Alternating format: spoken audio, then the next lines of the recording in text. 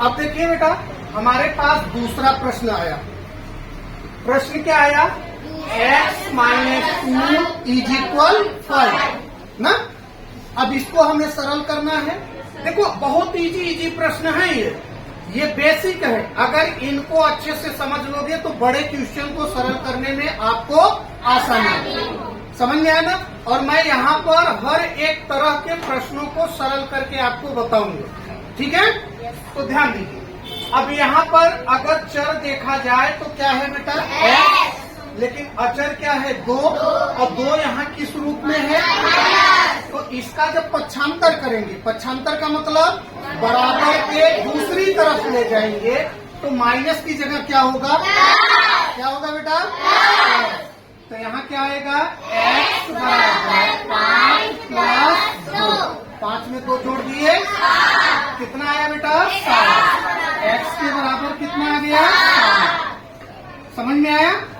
अब x का तो वैल्यू आ गया, लेकिन ये हमारा आंसर सही है कि गलत? क्या करेंगे इसके लिए?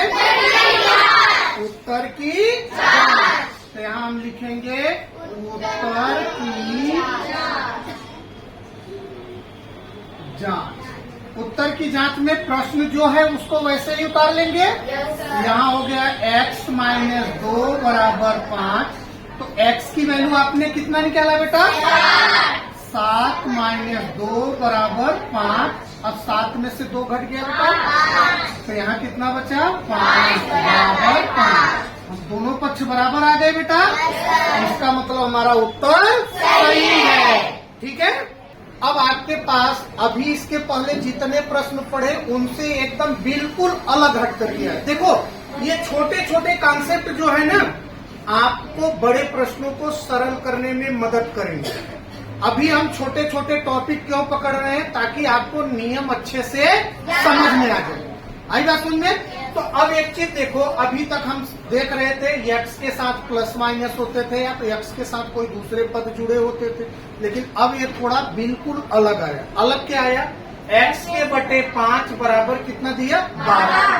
तो यहाँ जो x के बटे में 5 है, यह किस रूप में माना जाएगा? भाग के रूप में। तो हमें इस साइड में केवल x को रोकना है, 5 को उस तरफ ले जाना है। और यहाँ पर हम देख रहे हैं 5 किस रूप में है? भाग के रूप में। तो जब ये बराबर के बाएं तरफ से दाहिने तरफ जाएगा तो ये क्या हो जाएगा? गुणा हो जाएगा। होगा कि नहीं? मतलब क्या हो जाएगा? 12 गुणे 5। तो यहाँ हो जाएगा x के बराबर 12 गुणे 5। अब 12 में 5 का गुणा हुआ, कितना आया? 7। x के बराबर 7। अब हमारा आंसर सही है कि गलत? क्या करें? उत्तर की जांच। तो यहाँ हम लिखेंगे उत्तर की जांच। उत्तर की जांच में बेटा x बटे 5 बराबर 12। x की वैल्यू कितनी आई? 60 बटे 5 बराबर कितना? 12। अब 5 एकम 5 एकम 5, 5 दूनी 10, 12 बराबर 12। दोनों पक्ष के अंक बराबर आ गए क्या? तो हमारा आंसर सही है कि गलत? सही है। समझ में आया ना? तो इससे आप लोगों ने क्या सीखा कि अगर बटे के रूप में रहेगा कोई पद तो उसका जब पक्षांतर करेंगे तो वह किस रूप में हो जाएगा? गुणा के रूप में। समझ में आएगा? चलो ए बेटा, अब देखो इसके पहले जो प्रश्न पढ़े थे, अब उस प्रश्न से ये थोड़ा सा और अलग है। थोड़ा सा और अलग का मतलब कैसा है? अब इसमें एक भिन्न वाली संख्या आ गई। कौन सी संख्या आ गई? भिन्न वाली। तो भिन्न वाली संख्या आई है तो इसको हम 2 तरीके से हल कर सकते हैं। मैं आपको दोनों तरीके बताऊंगा। आई बात सुनने? पहले हम शॉर्टकट जो एक साधारण मेथड है उसको समझेंगे। साधारण मेथड क्या है कि ये जो चर और अचर वाली संख्या है इसको हम उठा करके कहाँ ले जाए? उस तरफ। कहाँ ले जाए? उस तरफ। तो यहाँ माइनस के रूप में है, उस तरफ जाएगा तो क्या हो जाएगा? प्लस। तो यहाँ हो जाएगा 2x बराबर 3 प्लस 1 बटे 2। होगा कि नहीं होगा? तो इसका बटा हम कितना कर लेंगे? 1। अब यहाँ देखो बेटा, हमने भिन्न के रूप में ले लिया। 2 और 1 का एलसीएम कितना हो जाएगा? 2। क्या हो जाएगा 2, और 2 में 1 से भाग देंगे तो 2 आएगा, 2 तिहाई 6। या आपको एक शॉर्टकट तरीका बता देता हूँ, चाहे प्लस में रहे चाहे माइनस में। ऐसे सिचुएशन में हम क्या करेंगे, ये 2x हम ऐसे लिख लिए, अब ये 2 का गुणा किस में कर दो 3, तो 2 तिहाई 6 प्लस यहाँ कितना है बेटा 1 बटे कितना हो गया 2। अगर यहाँ माइनस होता तो हम यहाँ क्या लिख देते माइनस, अब चूंकि प्लस है तो हमने क्या लिखा प्लस। तो 6 में 1 जोड़े कितना आया 7, तो यहाँ हो जाएगा 2x बराबर 7 बटे 2। अब ये 2 यहाँ पर किस रूप में है, गुणे के रूप में। इस तरफ आएगा तो भाग, भाग मतलब वो किस में जाएगा बटे में, हर में जाएगा। तो यहाँ हो जाएगा x बराबर 7 बटे 2, और 2 के साथ ये 2 का भी क्या हो जाएगा गुणा, तो 2 दूनी 4, तो x के बराबर कितना आ गया बेटा 7 बटे 4। मतलब x की वैल्यू कितनी आई 7 बटे 4। लेकिन हमें विश्वास नहीं हो रहा है कि हमारा ये उत्तर सही है कि, तो उसके लिए तरीका क्या है, उत्तर की जांच। तो यहाँ हम करेंगे उत्तर की जांच। उत्तर की जांच में सवाल को वैसे ही उतार लो। क्या है बेटा 2x माइनस 1 बटे 2 बराबर 3। तो यहाँ 2 बूढ़े x की वैल्यू कितनी आई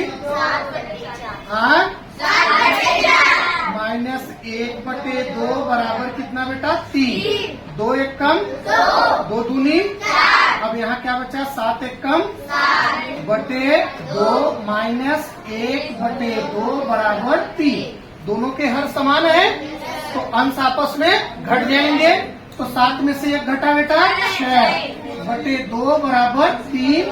2 एक कम 2, 2 तिहाई 6, यहाँ हो जाएगा 3 के बराबर 3। तो दोनों पक्ष हमारे बराबर आए ना, इसका मतलब हमारा आंसर सही है। ठीक है। प्रश्न को दूसरे मेथड से भी हमने बताया कि हम 2 मेथड बताएंगे। तो वो मेथड क्या है बेटा, वो मेथड है कि हम बराबर के दोनों तरफ जितने पद हैं सबका बटा क्या कर ले 1। सबको हम किस रूप में रख ले, फ्रैक्शन के रूप में, मतलब भिन्न के रूप में। तो इसका बटा कितना मान लेंगे 1, इसका बटा कितना मान लेंगे 1, कितना मान लेंगे 1। अब दोनों तरफ के पदों का हम क्या ले लें एलसीएम। तो यहाँ क्या हो जाएगा एलसीएम 2।